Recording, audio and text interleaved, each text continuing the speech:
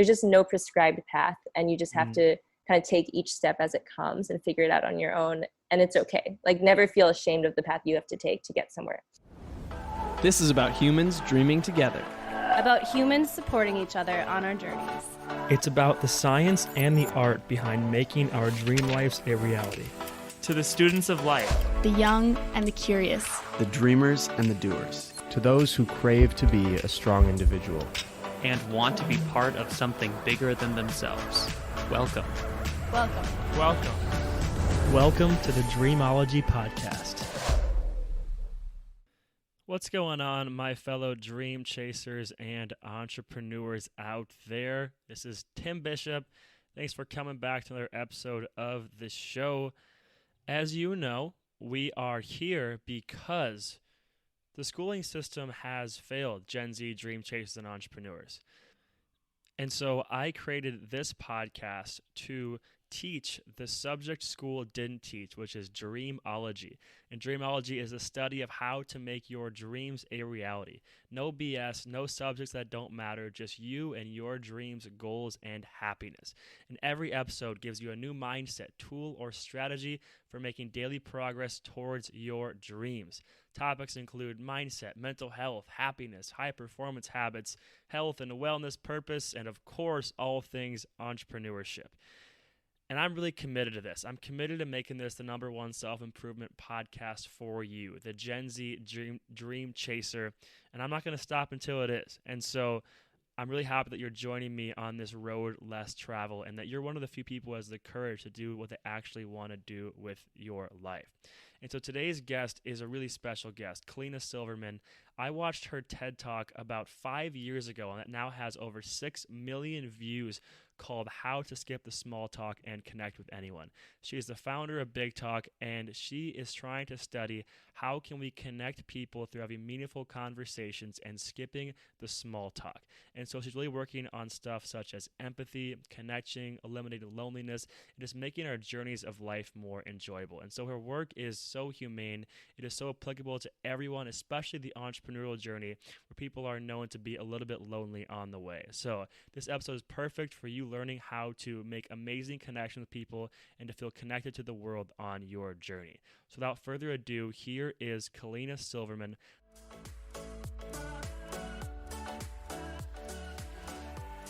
All right, everybody. Thanks for joining us today with this very special guest, Kalina Silverman. Kalina is the founder of Big Talk. I watched her TED Talk 5 years ago. Called How to Skip the Small Talk and Connect with Anyone.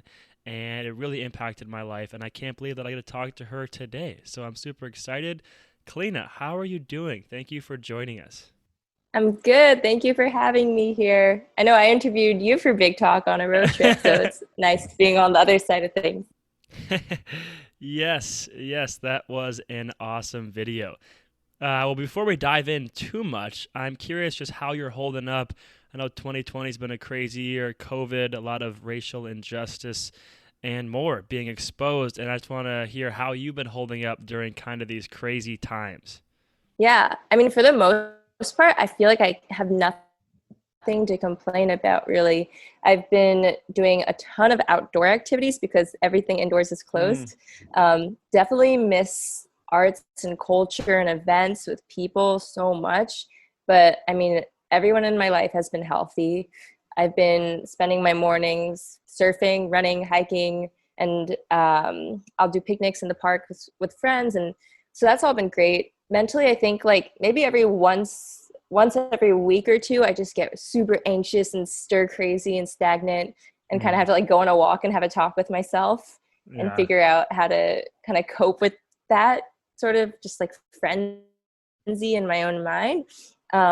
But other than that, I wouldn't say anything has been too bad. So I feel like I've been really blessed 2020. I don't know, life has just felt smaller and I've been craving something bigger. Like I used to travel every week for work and or visiting friends. And this is the longest I've been in one place. So. Yeah, I know a lot of people in Minnesota have really been enjoying getting outside more and getting to the parks and kind of that aspect of work from home. But yeah, you're right. Mentally, it's been very tough for a lot of people and for myself at times to to kind of stay strong in all this. So yeah, I appreciate you sharing all that, and I'm glad that you're doing okay and that you are surviving despite the world traveler being forced to stay in one spot. All right, well, let's dive in then. I am curious how Big Talk came to be. What is the origin story of Big Talk? Yeah, sure. So my first couple of weeks at Northwestern, actually, I remember feeling so off. Like I felt like I didn't know who I was. I didn't feel connected to people, yet I was meeting so many people. I was going to those welcome week parties. I was kind of going through all the motions, super on the surface probably seemed great. But inside I just felt so scared and confused and lonely. And I eventually got over it for the most part, but I would still have those kinds of lonely moments at the end of the night or when I'm in my dorm room. And I remember I got into sorority and I was partying a lot and having a lot of fun on the surface. But I remember one night I was having a conversation with a friend and it was pretty deep. And I hadn't had those kinds of conversations much actually the first year of college. And I said, wow, I wish more conversations could be like this. And he said, yeah, screw small talk. And immediately the name Big Talk popped in my head. And I didn't really know what to do with it at the time, but it was just it just like stuck with me. Yeah. And then later at the end of the year, I did a project for journalism about the freshman year struggle. And I in like Northwestern's Facebook group, and I said, please message me anonymously if you've been struggling. I'd love to talk with you. And I got a flood of messages from people I never would have expected. And then that was when I realized that I was not alone in what I had gone through freshman year, even though, now it seems so obvious. So many people struggle. Mental health is less stigmatized. But at the time, it was such a shocker to me that so many people were actually going through the same thing. And I thought, wow, if only we had all talked about this at the beginning of the year, we wouldn't have struggled so much. And immediately I was like, oh, we should have just had big talk instead of small talk. Because there's so much small talk, like what's your major? Where are you from? What do you want to do? But it's hard to kind of open up because you don't want to be judged, especially when you're meeting new people for the first time. So the concept of big talk was born actually out of this idea that you can meet people for the first time and just open up right away and it shouldn't be stigmatized. Yeah, thank you for sharing all of that. I agree with you that it is more mainstream now a bit to share mental health issues and struggles, but at the same time, it is still a thing that a lot of people are afraid of, right? It's not easy to open up about what's going on in your life, and it's really easy looking at people on social media and thinking that their lives are perfect when behind closed doors, we all struggle with things. So I think it's really cool what you're doing. And I'm curious how you had the idea to do your first video. I know that's kind of the first video that went viral. There was a YouTube video where you asked people the question, what do you want to do before you die? So what was the inspiration behind that video? Yeah, so after I kind of came up with the name of Big Talk, then I spent that summer making documentaries. I traveled to Ecuador to report on children's education and Germany to talk about the Holocaust. And so I was talking to these strangers and having all these very serendipitous life encounters just by walking up to people. And I really wanted to replicate that feeling of magic you get when you travel and meet people back in my real life. And I remember on my last day in Germany, I saw the question written on the Berlin Wall, what do you want to do before you die? And for some reason, immediately, it was like, big talk. What do you want to do before you die? Like, that's it. And when I got home, I had 6 weeks before I started school again, where I just didn't have any obligations. And I decided to just do this project where I would walk up to strangers and skip the small talk and ask them, what do you want to do before you die? And see if I could get to the big talk right away. And so I just made this video and I approached everyone from all walks of life, whether it was a homeless man in Venice Beach or an elderly woman in the park or businessman in Beverly Hills.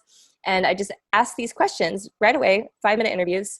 And it was just shocking how people were able to open up. And what was even more kind of an epiphany for me was realizing that even though these people looked really different, they could have the same or similar answers to these questions because we were getting really to the heart of being human and not talking about just like the surface level things that divide us, but just like the big stuff that we can all relate to. And I figured that could be a solution to help people feel less lonely or more connected. Yeah, I totally agree with you. And I can relate to that too. Just by interviewing a lot of people and being someone who, without knowing it, without having the label before, has participated in a lot of big talk in my life. People from all walks of life can really relate to each other on a lot of human things, human experiences like pain and love and suffering and anger and jealousy and loss and successes. And we can all relate on a very core, deep level. And I think that's actually very refreshing and reassuring to know that, hey, I'm not the only one going through these things. So again, I loved the video. Listeners, if you haven't seen it, definitely go check it out on YouTube. Look up Big Talk's YouTube page, and I'm sure you'll see it up there. So Kalina, I'm curious, now that you've been working on this for a couple years, what do you feel like the mission of Big Talk is? I mean, the kind of biggest goal is to help people feel more meaningfully connected and less lonely, because that's really how it all started as a lonely college student. And then second is also to build empathy for people across cultures, across race, across geography, across different kind of perceived identities, because people's answers, like I said, it can often be actually very similar. So yeah, I think the kind of two things are to make people feel less lonely, more connected, and to build empathy for people from different backgrounds. Yeah, wow. Empathy is such an important word right now, isn't it? It seems like the world is really struggling to put themselves in others' shoes and to empathize with others' experience, and we're seeing a lot of that in 2020. What have you learned about how Big Talk can help people empathize with each other's experiences better? Yeah, I mean, I think Big Talk is almost like a practice in listening. And when I facilitate different events where I encourage people to ask each other these questions and really listen intently to the answers and then come up with follow-up questions, that's when people will like open up. I've seen people even cry just at, in a workshop, and connect with each other and realize, wow, that person is a stranger, but they're just like me. And that's how you kind of grassroots level build empathy for each other. But even just when people watch the videos or just kind of have these chance encounters with strangers on the street and connect with someone, having that kind of emotional connection really helps you build empathy rather than just having something on textbook paper telling you to believe something is true or not. I love that. Yeah, one thing that I've learned from traveling the world is that we definitely can't believe everything we hear on the internet, because a lot of the times we are getting just a piece of the story. And when you have conversations face to face and actually meet people, you actually get to know them, their experiences, and their struggles. So your comment kind of cued another thought in my mind, which was, okay, this is awesome. We know we want to skip the small talk and we want to go straight to big talk. But a lot of people are probably afraid to go there. We don't often want to dive into the deeper topics, as you mentioned earlier, for fear of being judged, fear of not being liked, and it's just not the common practice to do. So how does one overcome those limiting beliefs and fears about making big talk? Yeah. Well, first off, I'd say if you act comfortable and feel comfortable, someone will match your energy. So if you show up being nervous and awkward asking something, no one's going to want to open up to you. But if you're already comfortable and you give off that friendly, open vibe, they'll more likely to be like that. And if they're not, that's also okay. You can't expect everyone to be on the same wavelength as you. Yeah. And you don't have to start off with like a crazy question. You can start off with a pretty simple one that's just better than the simple like weather, how's the weather, what's the traffic like question. You can just be like, oh, like what was the highlight of your day, like just something that gets a little deeper but isn't too intimidating. Or like what's something you've been hoping to do in the future. You just kind of just go one step deeper, but try to choose a question that touches on emotion, and it's not just something that anyone could answer generically, because in the end, like what's even the point of that? Yeah, and I saw here that your criteria for what makes a question a big talk question is 1, it's universal, 2, it's meaningful, and 3, it's open-ended. Can you explain why those are the 3 criteria for a big talk question? For sure. So a big talk question is 1, universal. So that means you could ask anyone in the world this question and they would have an answer to it. it's not something that would be polarizing. So you don't really ask someone about like their political opinions or anything like that, but you ask them like, what makes you happy? Anyone in the world could answer that, as long as it's in their language. And meaningful is a question that skips the small talk, just goes just one level beneath the surface. And it's not just something surface level that you can just see in front of you. And then open-ended means it's not a yes or no question. So someone would have a longer answer to it. Yeah. And I guess another criteria, which I need to update in the questions that I have, but I've noticed is it's probably better not to have superlatives. Like, don't ask someone what's the most thing you've done or your favorite, because that puts pressure on people to kind of recall something right away. And often it's harder for people to answer questions with superlatives. So that's something I'll change for the future. Okay, sweet. Well, I will add that fourth one to my personal list. So I got a big talk question for you then. My question is, what has been an experience that you've had? You've worked with a lot of big companies, you've traveled the world, you've had a lot of big talk workshops. What's been an experience that you feel like really exemplifies what having big talk can do at these kind of workshops? Yeah. I mean, recently during the pandemic, I did a workshop for veterans. And that was so powerful because they have some crazy stories, and there were tears, and there was just this deep feeling of bonding within that 2-hour period. But I think like it's more like the through line that giving all these workshops, it doesn't matter if I'm speaking to a group of middle school students in Colorado or a group of young adults in Uzbekistan or veterans on Zoom. It's pretty much the same. People will open up, they'll share stories that are sometimes similar or sometimes very different based on their unique life experiences, but always feel connected at the end. And that's what makes me feel bonded to people all over the world. Wherever I go, when I'm in these workshops, it doesn't really matter who it is. And I don't have to worry too much about who I'm speaking to. It's just this simple idea of big talk resonates across humanity. Yeah, isn't that awesome how you can talk to a military veteran or a middle schooler, and the idea of just talking about life resonates with all of them, and that big talk resonates with all of them. I love that. That's amazing. And you mentioned something there that I wanted to ask you, which is, this kind of work makes you feel connected to people. And there's a lot of young entrepreneurs in my audience, and they're all trying to build big dreams as well. And I remember you saying at one point in your story, you got so tied into building your dream that you started to actually feel a bit disconnected with yourself. And so I'm curious if you have any advice for young entrepreneurs out there who are building big dreams on how to stay connected to their self and to remain happy on their own journey. Yeah, I think this is really important because there's definitely a lot of notions around entrepreneurship that it's kind of like all or nothing. And you have to just put everything into it and become kind of fierce and almost aggressive as an entrepreneur. But if that's not what your initial project was about, like Big Talk was not about being aggressive and focusing on one thing. It's about seeing a holistic, bigger picture and being a well-rounded human. Then you're going to lose sight of your initial goal or who you are. And not every entrepreneurial endeavor has to be like cutthroat. You can work on things on your side time from another job. You can work on it, let go of it, come back to it. Sometimes you need that space. And I just really want to emphasize this because I think there's just so much pressure around these ideas of entrepreneurship, especially when you read biographies by like Elon Musk or something, and then you think things have to be a certain way. I remember when I left, I remember I left school early to work on Big Talk, and one of my family members said to me, they're like, "You're not Steve Jobs." And I said, "I know I'm not Steve Jobs. I don't want to be Steve Jobs. I'm Kalina."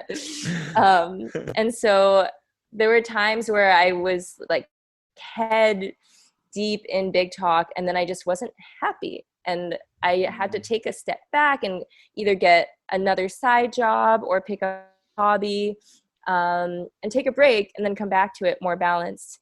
And I think that's so important to have hobbies and have passions, and so most importantly have relationships and friendships, and if you're close with your family, be there for them. That's more important than any sort of entrepreneurial endeavor, and that will feed you because those people will support you in your goals and missions because they love you, and they'll help you succeed, but you can't do it alone. There's such a myth of this solo entrepreneur, but that's completely not true. Yeah, and my takeaway from that is really just know your own truth, right? Understand what kind of person you are, because some people are that I want to go all out on my passion, and some people are more like they want that balance. They want it to be a side thing. They want to do other things with their life too. And I think knowing that it's okay to change, you don't have to do one way, because like you said, I think we're sold entrepreneurship as it's this certain thing, when in reality it can look like so many different things. So my takeaway is just know your truth and know who you are. So I love that you shared that, and I thank you for sharing that. And it actually sparked kind of a little bit of a pivot in the conversation, because you mentioned that you like to do a lot of different things, and I know one of those things is travel. And I was doing a little bit of research on you, and I saw that while you were traveling, you did a journal question once, and you said, how can I make my everyday life this meaningful and this beautiful, right? You wanted to take those lessons from travel, and how do you implement them into your daily life? And I've thought a lot about how to do this as well. So I'm curious what answers you found to that question of how can you make your everyday life that meaningful and beautiful, similar to how you make it when you are traveling. Yeah. Well, when you're traveling, everything is new. So you see the world through baby eyes, and it's incredible because there's all this stimulation and new sights. So that can be trickier if you're just at home. But something I like to do is just always notice the little things. Like I'll just like take stock in my own head, or I'll write a little list on my phone when I'm traveling. I'll go through the neighborhood. I have this app where I can identify cool flowers I see, like just kind of taking new streets or exploring, and just kind of noticing special little things that you appreciate or are interested in. And it takes a little more effort. And then in terms of interacting with people, that's kind of where Big Talk was born. And just not treating the people in your own hometown like they're boring just because they're where you live, but treating them like new people you'd meet while traveling also. Giving yourself license to be spontaneous, to treat yourself in your day-to-day life just like you would when you're traveling is also important. I think it's sad when I see some people who seem like they only come alive on vacation once a year, and then at home they're just a different person, just like kind of dulled down. Like you don't need to live life like that. You can always live with that kind of open-eyed vision of the world and spontaneity, even in your work, even just at home. Yeah, so my big takeaway is just the intention that you approach life with, right? When you're traveling, your intention is to be present, to meet new people, to put your phone down, and to just be there for life. And so I think I've tried to carry that intention back with me on my everyday life. So I know that you spent about, 6 months to a year maybe doing research in Singapore, and you were trying to bring your Big Talk research overseas and see what you learned from that experience. So I'm curious what you learned by doing research in Singapore. Yeah, so I was there on a Fulbright research project from the U.S. government, and my project was how to use Big Talk to build empathy across cultures. And so in research, you have to be really pointed and focused. And so I was focusing just on migrant workers and Singaporeans. But I think what I actually learned from being there was that like when you're passionate about something and open about it, like the whole world can become a part of it.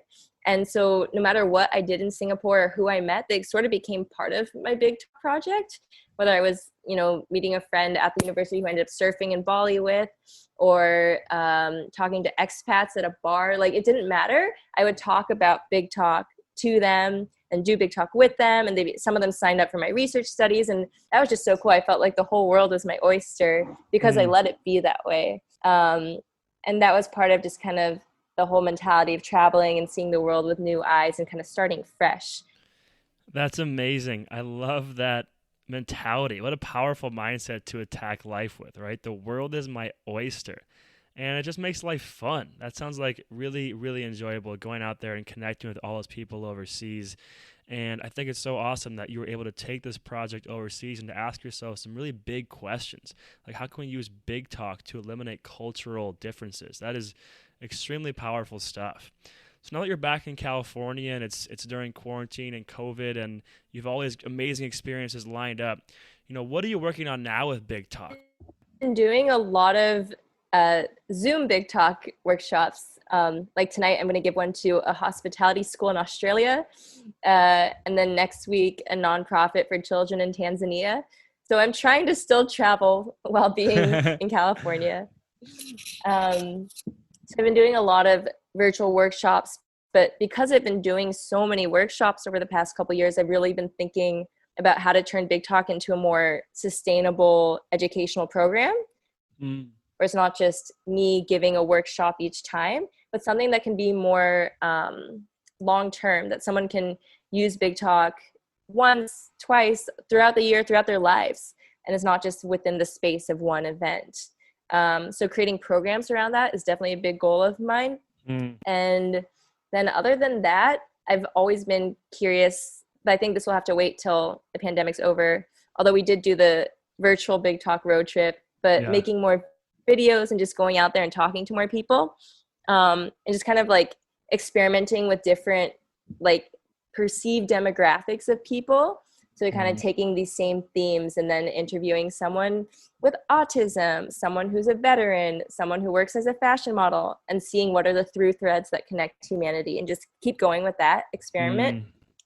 And then other than that, there's like, now that Big Talk is a company, it's been really hard over the past year or so to just figure out how to run Big Talk as a business without losing my passion. And it definitely, boggles me down. I don't know what the right phrase is. Bogs when I'm not just thinking about bogs me down. Yeah. I'm like that. Yeah. I mean, before, yeah, like it's easy for me to present to school kids or to do a video, but it's hard when I'm trying to figure out like social media strategy, or how to still keep the business of the card game running smoothly, or who to partner with to help grow Big Talk. Like that kind of stuff has been tricky, but something I've been focusing a lot on over the past year or so. It's just kind of the like organizational development, business growth, and just the hard part is doing that while also maintaining the original passion for Big Talk.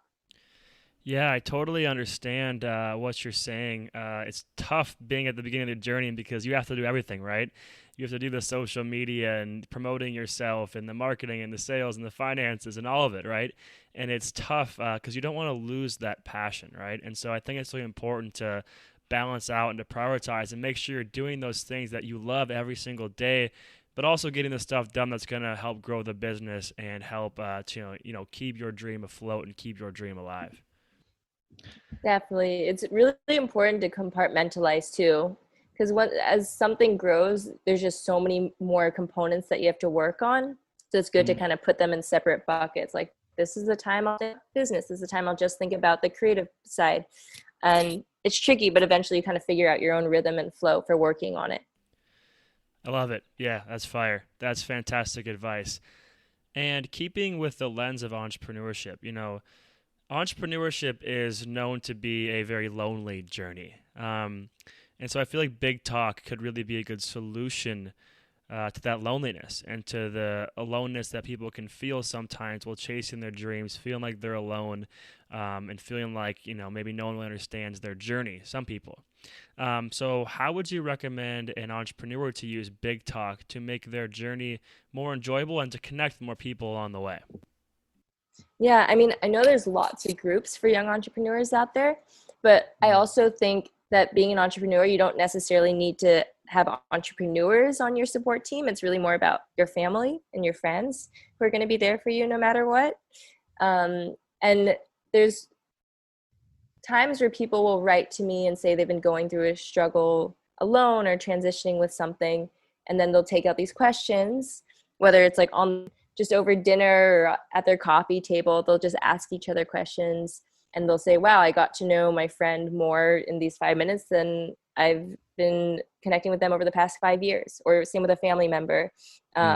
Or if you're at a business or networking event, then asking these kinds of questions instead of just the simple, like, what do you do? Or what can I do for you? What can you do for me? But going a level deeper is important. Especially, I mean, there's studies that show that like having feelings of emotional connection and trust and psychological safety in the workplace is actually better for your work too.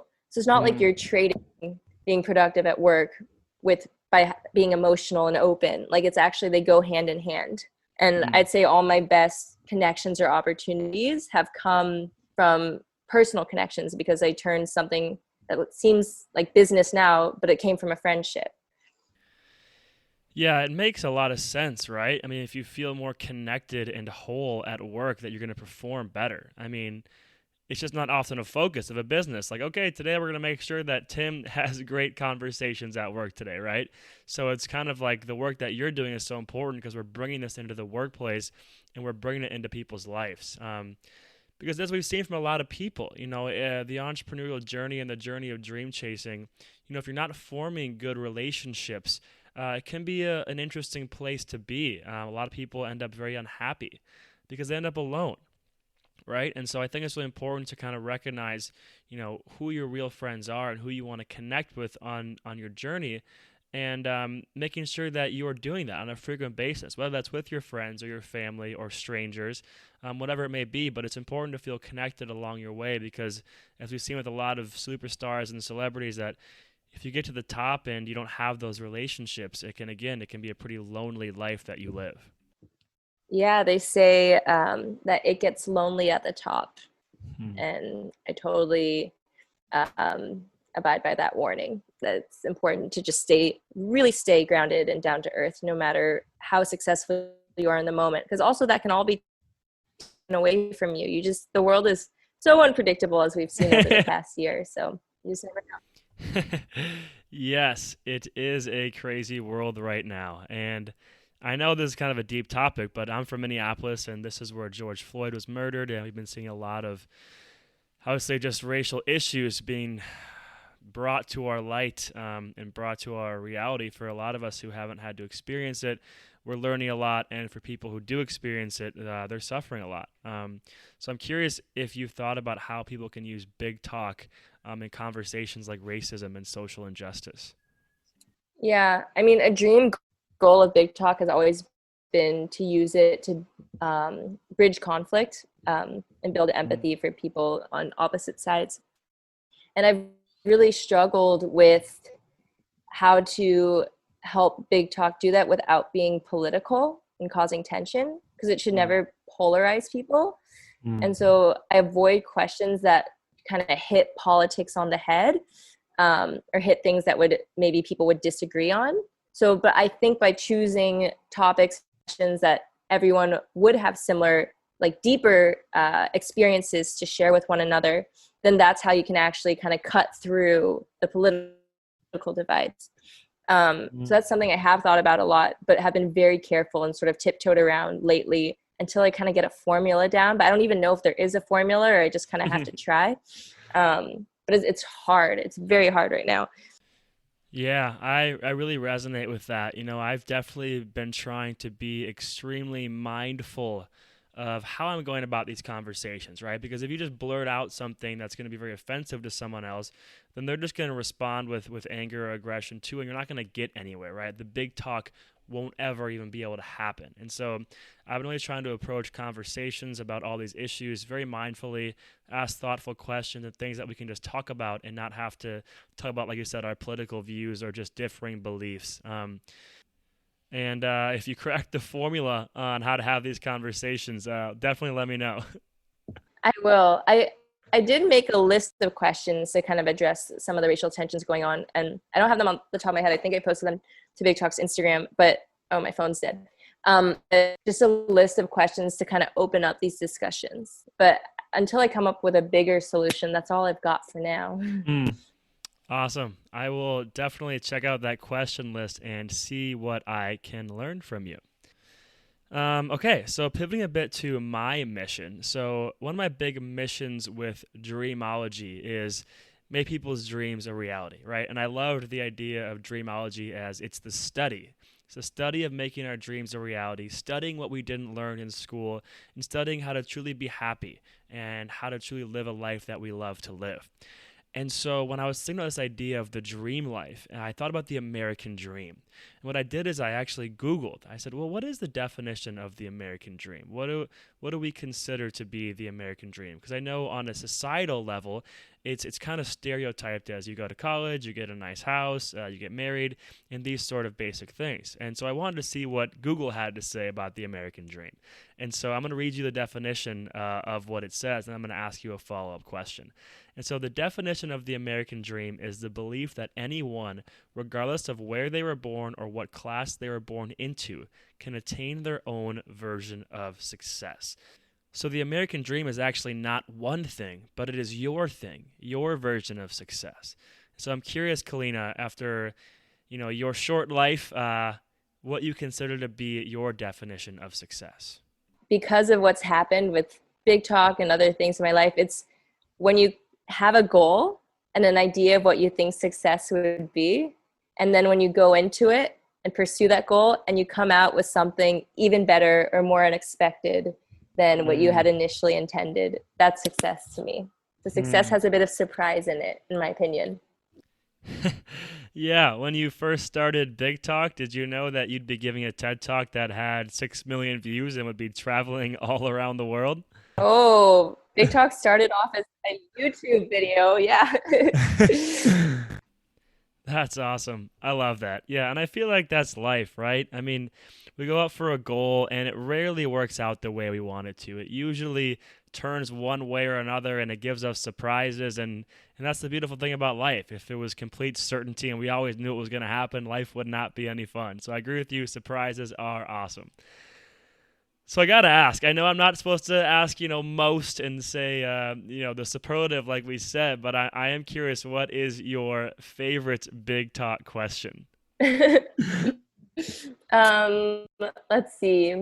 I mean, two kind of or I'll say three like lighthearted ones that I love. For if you're at a kind of a party or just with a new group, I love asking people, what are you curious about lately?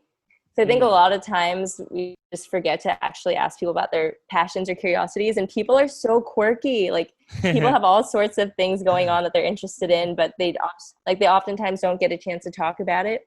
I also like to ask people, what's your next adventure? And then another one I always ask at workshops is, if you could create and run your own country, what would it be like? And it doesn't have to be political. It could be totally dreamy or silly, but it's just fun to see where people's imagination priorities take them in their country. Oh, yeah. I love that question. What are you curious about? I'm definitely going to steal that one and start using it. So thanks for sharing what your favorite is.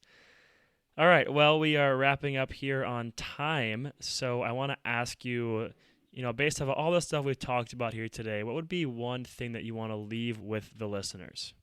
I think a couple things. One is that you do not have to be alone, ever. I think people feel it's so easy to get stuck in and feel alone. There's always someone else who's also lonely, or someone you can connect with. Just take a step outside or talk to the person in the next room. And then also just that if you're on any sort of journey or path, like just trust in going your own way. There's no prescribed way to succeed or to get somewhere. With Big Talk, I've done so many turns. I've had all sorts of weird jobs while working on Big Talk. Even after having millions of views on YouTube or whatever, I still worked as a receptionist or did all sorts of odd jobs. Like there's just no prescribed path, and you just have to kind of take each step as it comes and figure it out on your own. And it's okay. Like never feel ashamed of the path you have to take to get somewhere. And someone else is going through it too. So yeah. Amazing. I love everything you just said. Retweet, share, like everything. I love it. All right, well, we are closing up, and I want to talk about the Big Talk card set for a second. I just got my first Big Talk card set, and for listeners, if you don't know what that is, it's a packet of 90 questions that you can ask people in your life to just start having more Big Talk in your life. So you can go to makebigtalk.com to check those out. This is not an ad or a sponsorship. I'm just helping Kalina out and supporting the movement and the mission. Kalina, I really appreciate you spending time with me, coming on my show and sharing your story. Like I said, I'm the biggest fangirl. I love supporting Big Talk, and I think the work you're doing is amazing, and I can't wait to see what you do next with it. Me too. I really appreciate your support and thanks for reaching out. And this conversation was great. It kind of reminded me of some of the original intentions behind Big Talk too, which is always important. And I'm excited to follow your journey too.